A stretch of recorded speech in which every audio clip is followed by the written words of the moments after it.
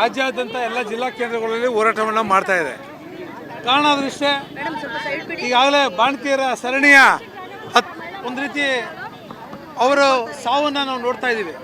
ಹಾಗೆ ಮಕ್ಕಳುಗಳ ಹೆಚ್ಚಿನ ಸಂಖ್ಯೆಯಲ್ಲಿ ಸಾವನ್ನು ನೂರಾರು ಸಂಖ್ಯೆಯಲ್ಲಿ ನಾವು ನೋಡಿದ್ದೀವಿ. ಅದರ ವಿರುದ್ಧ ಭಾರತೀಯ ಜನತಾ ಪಾರ್ಟಿ ಇವತ್ತು ಒತ್ತಾಯವನ್ನು ಮಾಡ್ತಾ ಇದೆ. ಯಾವ ಆರೋಗ್ಯ ಸಚಿವರು ಆರೋಗ್ಯ ಇಲಾಖೆಯಿಂದ ಕೊಟ್ಟಂಥ ಕಳಪೆ ಔಷಧಿಗಳಿಂದ ಈ ಬಾಣತಿಯರ ಸಾವು, ಮಕ್ಕಳುಗಳ ಸಾವಾಗಿದೆ. ಆ ಸಾವಿಗೆ ಕಾರಣ ಯಾರು, ಅದಕ್ಕೆ CBIಗೆ ಈ ತನಿಖೆಯನ್ನು ವಹಿಸಬೇಕು ಅಂತಕ್ಕಂಥ ಒತ್ತಾಯ ಮಾಡಲಿಕ್ಕೋಸ್ಕರ ಇವತ್ತು ಭಾರತೀಯ ಜನತಾ ಪಾರ್ಟಿಯ ಮಹಿಳಾ ಮೋರ್ಚಾದ ವತಿಯಿಂದ ರಾಜ್ಯಾದ್ಯಂತ ಹೋರಾಟವನ್ನು ಮಾಡ್ತಾ ಇದ್ದಾರೆ. ನಮ್ಮ ಅಧ್ಯಕ್ಷರ ಸೂಚನೆ ಮೇರೆಗೆ ಈ ಒಂದು ಹೋರಾಟವನ್ನು ರಾಜ್ಯಾದ್ಯಂತ ಮಾಡ್ತಾ ಇದ್ದಾರೆ. ನಮ್ಮ ಮೈಸೂರು ಜಿಲ್ಲೆಯಲ್ಲೂ ಸಹ ನೂರಾರು ಜನ ಮಹಿಳೆಯರು ಸೇರಿ ಈ ಒಂದು ಹೋರಾಟವನ್ನು ಮಾಡ್ತಾ ಇದ್ದಾರೆ.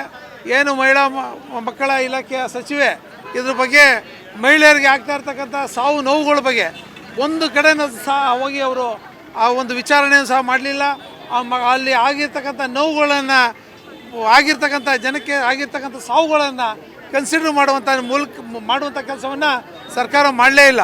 ಅದ್ರ ಬದಲಾಗಿ ಯಾವ ಸರ್ಕಾರ ಸಚಿವರ ಮೇಲೆ ಮುಂದೆ ಆರೋಪ ಬರ್ತದೆ, ಆರೋಪ ಬಂದ ತಕ್ಷಣ ಅದಕ್ಕೆ ಒಂದು SIT ಒಂದು ತಂಡವನ್ನು ರಚಿಸೋದು, ಅವರ ಸಚಿವರನ್ನು ರಕ್ಷಣೆ ಮಾಡುವಂಥ ಕೆಲಸವನ್ನು ಈ ರಾಜ್ಯ ಸರ್ಕಾರ ಸನ್ಮಾನ್ಯ ಮುಖ್ಯಮಂತ್ರಿಗಳು ಹೋಗ್ತಾ ಇದ್ದಾರೆ ನಿರಂತರವಾಗಿ.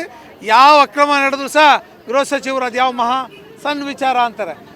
ಅಲ್ಲಿ ಪೊಲೀಸ್ ಸ್ಟೇಷನ್ಗೆ ಹೋಗಿ ಮುತ್ತಿಗೆ ಹಾಕಿದ್ರು ಸಹ ಅವ್ರ ಕೇಸನ್ನು ವಾಪಸ್ ತೆಗಿತಾರೆ. ಆ ಒಂದು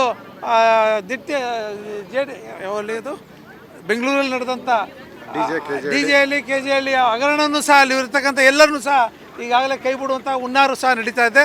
ಇವೆಲ್ಲವನ್ನು ನೋಡಿದ್ರೆ ರಾಜ್ಯ ಸರ್ಕಾರ ಬದುಕಿದೆಯಾ?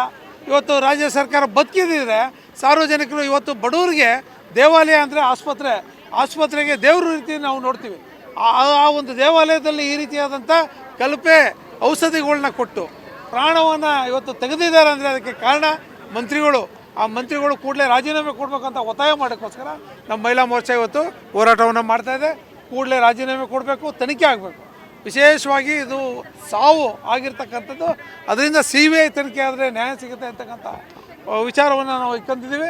ದಯಮಾಡಿ ಇದು ತನಿಖೆ ಆಗಬೇಕು ಅಂತಕ್ಕಂಥ ಒತ್ತಾಯವನ್ನು ಈ ಸಂದರ್ಭದಲ್ಲಿ ನಾವು ಮಾಡ್ತೀವಿ. ನೀವು ಗಿರವಿ ಇಟ್ಟು ಬಿಡಿಸ್ಕೊಳಕ್ಕಾಗದಿರೋ ಆಭರಣನ STJ ಗೋಲ್ಡ್ ಕಂಪನಿಯವರು ಬಿಡಿಸಿ ಮಾರುಕಟ್ಟೆಗಿಂತ ಅಧಿಕ ಬೆಲೆಗೆ ತಗೋತಿದ್ದಾರೆ. ಅಷ್ಟೇ ಅಲ್ಲ, ಒಂದು ಕೂಪನ್ ಕಾರ್ಡ್ ಕೂಡ ಕೊಡ್ತಾ ಇದ್ದಾರೆ.